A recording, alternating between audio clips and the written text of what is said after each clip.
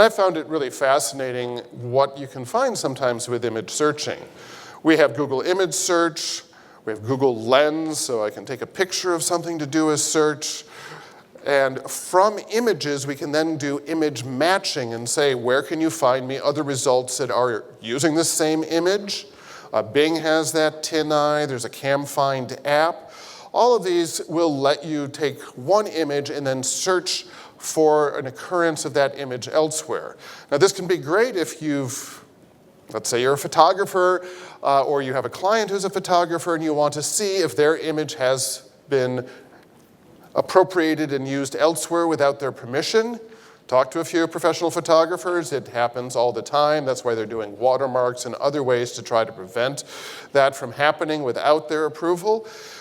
It's a good way to also track down maybe where there's an original source of an image if you're trying to find out where that came from. Now with Google Lens and Bing Image, it's not just searching for one whole image any longer.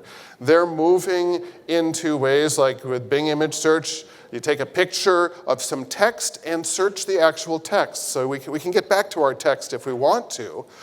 This is the kind of thing that's also useful in translation apps. So if you're in a country or a location that has street signs in a language you don't speak, you can take a picture of it, assuming you've got a signal for your device, and have it search for that and hopefully find a translation.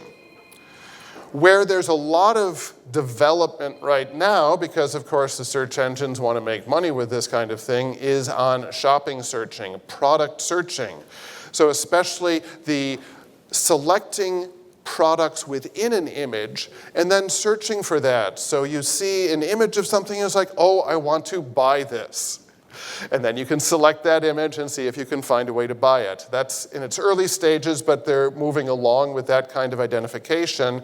And I think that will open up, as that technology improves, some interesting potentials for other kinds of searches. Recognizing an email address and automatically adding it to contacts. And then we're getting into some more AI-powered image techniques as well. So here's an example of the Google Lens shopping.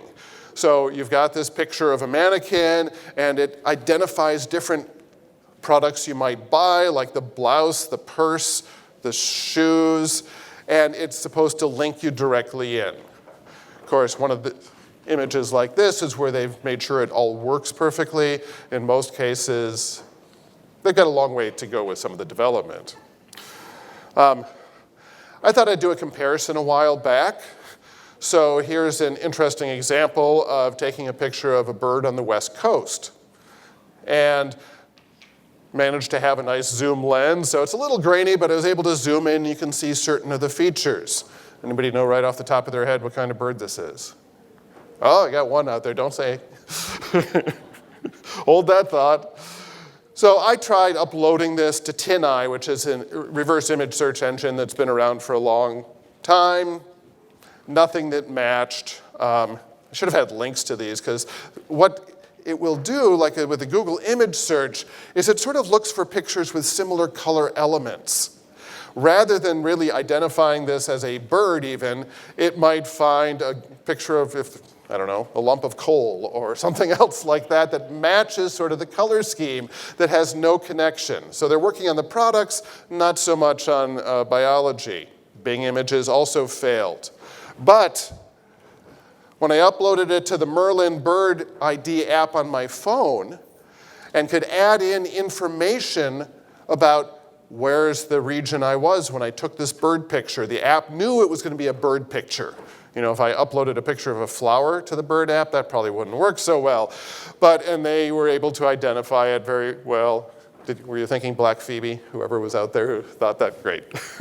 So the technology works, but as Mary Ellen was saying, sometimes you have to think of not just going to Google to try it or to one of the other big search engines. You may need to find a specialized app that works. I've tried this same thing there were some wildflower apps out there that really didn't do very well. I've been finding the bird apps are doing a little better than some of the others, but there's still a lot of development that needs to take place to sort of focus what kind of picture is this and item that I'm trying to find.